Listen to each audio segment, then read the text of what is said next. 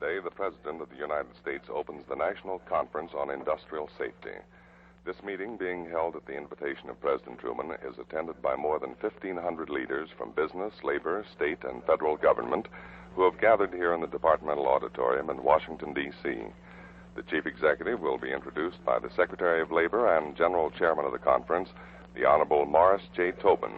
Secretary Tobin. This opening session of the President's Conference on Industrial Safety marks the first national endeavor at the invitation of a President of the United States to reduce the 2 million injuries that American workers suffer each year on the job. When this 15-minute broadcast concludes, 4 workers will have died or have been permanently crippled at work. Nearly all these accidents are preventable if we would apply sound safety methods throughout industry. The suffering and loss to workers and their families, the cost to business, and the waste of manpower and production to the nation's economy can be saved. It is to prevent these tragedies that 1,200 leaders of business, labor, state, and federal government gather in Washington today.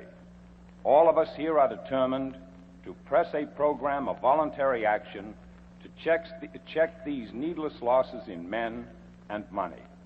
Ladies and gentlemen, the President of the United States.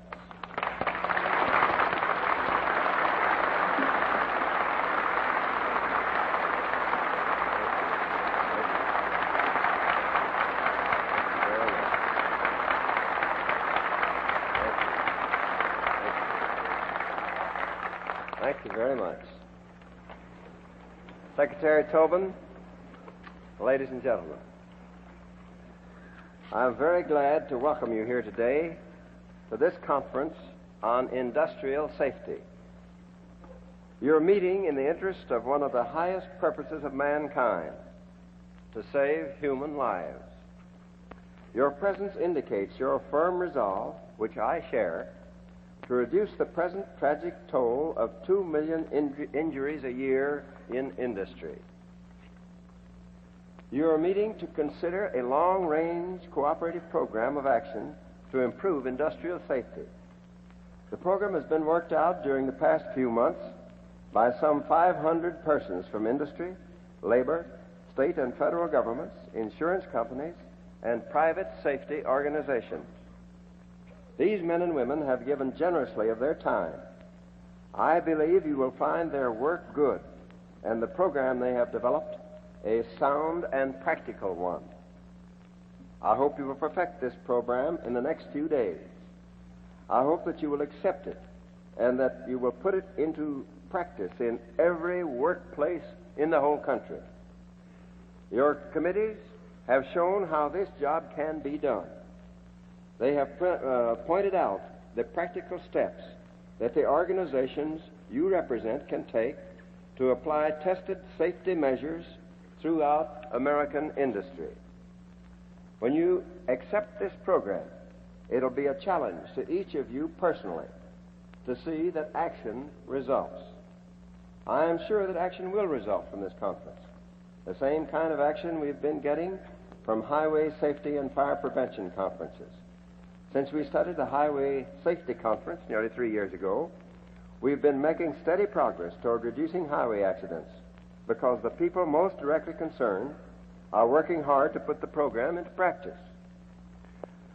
We should make even greater progress in reducing industrial injuries because it ought to be easier to educate management and workers in industry than it is to educate drivers on the road.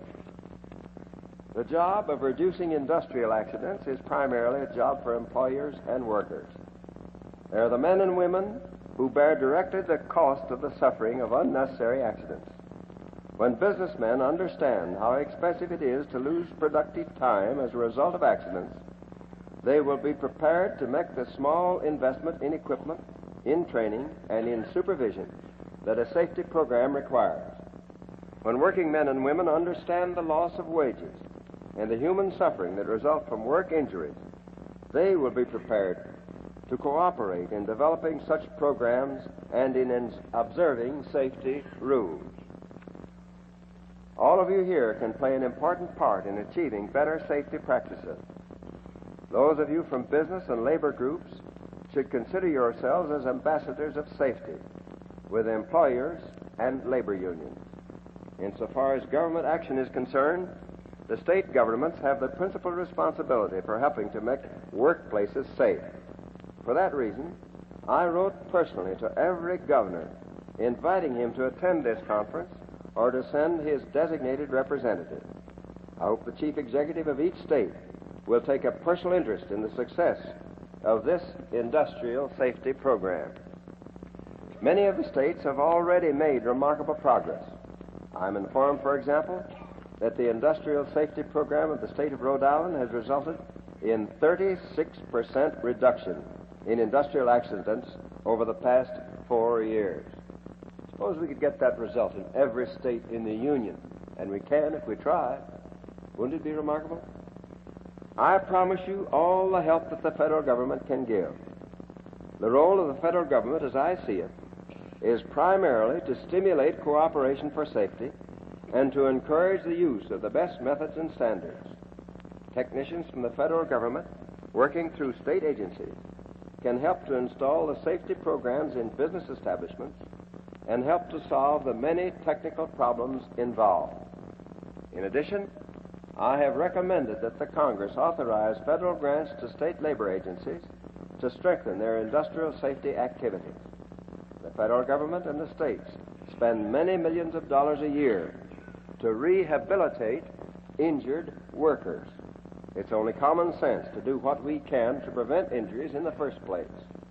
So I hope very much that the Congress will approve this grant-in-aid program. The plain fact is that our nation cannot afford the needless loss of skilled workers if we are to produce for prosperity in this country and for peace abroad. That is why the work of this conference is of such vast importance. In your work here this week, and in your even more important work later in the states and in thousands of workplaces throughout the nation, I suggest that you should have the definite goal before you. We're now suffering 2 million job accidents a year. I propose that our first goal be to cut that in half by the end of the next 3 years. Companies with good safety records have proved time and again that this can be done. Their safety records are no accident. They've come about because management accepted its responsibility for day-to-day leadership. They constructed safe buildings. They guarded their machinery and equipment. They planned production layouts to eliminate hazards. They trained supervisors and workers. In these cases, workers and their unions, too, accepted their responsibility as part of a cooperative program to achieve safe work practices. What progressive management and labor groups have done in the past, others can do. As you know, the need is greatest in the smaller plants, where 70% of the accidents occur, and where the organized safety movement is weakest. We can and we must reduce accidents in small plants as well as in large ones. I hope you will want to continue these conferences. They offer us a yardstick to measure progress. They can provide a clearinghouse for our common problems and experiences. If you, who are here today, will roll up your sleeves and go to work, you can be well on the way to the goal of 1 million fewer work accidents each year by the time we meet in another National Safety Conference. We stand today at the threshold of accomplishment. Our experience in accident prevention has shown us that we can reduce industrial injuries to a fraction of what they are now. The work of this conference will be to show us how to do it. You who are here representing labor, employers, and the community, and all the groups in our society are together in this campaign to make working conditions safe and to eliminate industrial accidents. The injuries which people suffer in their daily occupations are the concern of all of us. The common concern may seem perfectly natural to us, but it really offers remarkable proof of the success of what we call the democratic way of life. In the early days of the Industrial Revolution, there was no such general concern for the safety and well-being of the people who did the work. Men and women and even children were exposed to terrible hazards in factories and mines. In those days, injuries and occupational diseases were assumed to be a necessary part of industrial life. Men were thought of as tools, as instruments to be used, broken, and cast aside. But now we've rejected that philosophy and placed the value of human life above private profit. There are other countries, however, in which this is not the case even today. Those countries live under a totalitarian system where men are thought of as tools of the state. As a consequence, there is indifference to pain and human suffering. This is demonstrated most clearly in the slave labor camps, where the bodies of men are deliberately destroyed by inhuman conditions of labor. Under the democratic way of life, we protect the values of human life and human happiness against exploitation by individuals or by the state. In our democracy, an injury to one is a concern to all of us. This conference is an example to the peoples of the world of our common determination to put our ideals into practice and to increase the measure of happiness that mankind can enjoy. I urge you to keep this high purpose in mind in your work, and I wish you every success in this conference and every success after you go home.